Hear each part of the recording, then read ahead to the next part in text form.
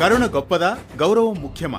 తప్పు చేసిన వారిని క్షమించడం ధర్మమైతే అవమానం భరించడాన్ని ఏ విధంగా అర్థం చేసుకోవాలి?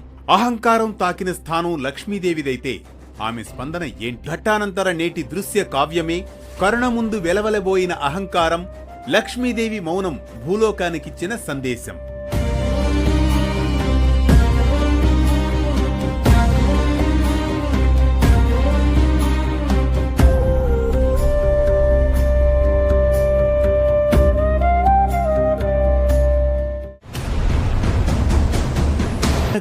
అది అలనాటి వైకుంఠం.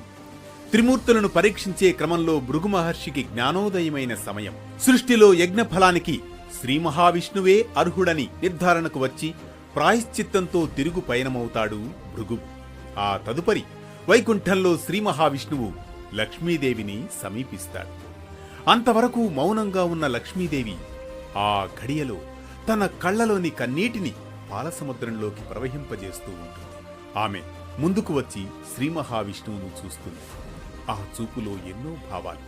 అందులో అవమాన భారం, ఆవేశం, ఆపలేని ఆగ్రహ ప్రవాహం, ధర్మానికి కలిగిన గాయం, ఆవేశాల ఆలోచనలు, ఆగ్రహ తాపాలు ఆకాశాన్ని తాకే వేళ కృంగిపోతోంది అంతటి దివ్యమైన వైకుంఠంలో ఉన్న ఆ లక్ష్మీదేవి.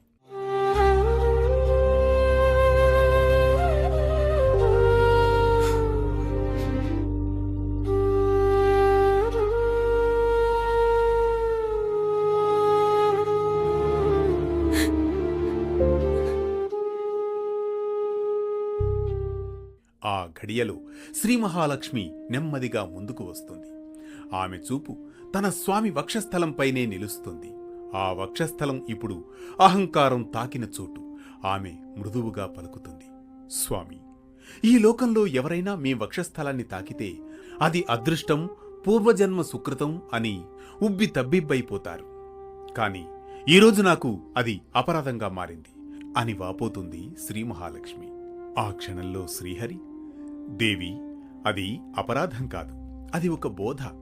ఈ మాటతో లక్ష్మీదేవి కొద్దిసేపు మౌనం వహిస్తుంది. ఆ మౌనం వైకుంఠాన్ని మరింత ఆందోళనకు గురిచేసింది.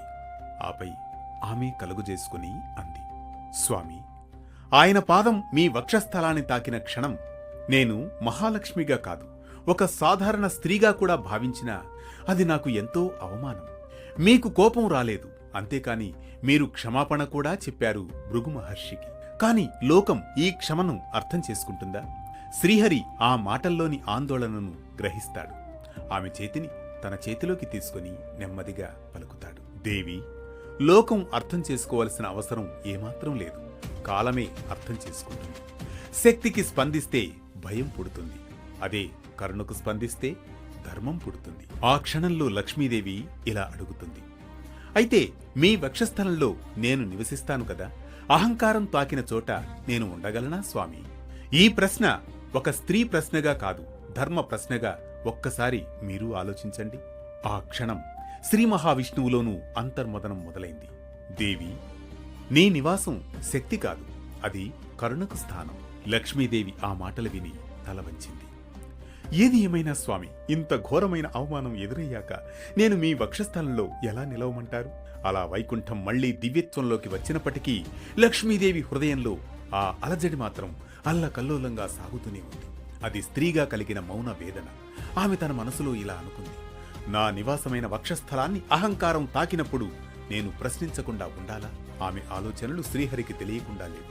శ్రీనివాసుడు ఆమె ముఖాన్ని గమనించాడు. దేవి, నీ మౌనం నా హృదయానికి వినిపిస్తోంది. లక్ష్మీదేవి నెమ్మదిగా తల ఎత్తి పైకి చూస్తుంది. స్వామి, మీ కరుణకు నేను నమస్కరిస్తాను, కాని ఈ లోకం స్త్రీ హృదయాన్ని కూడా అర్థం చేసుకోవాలి.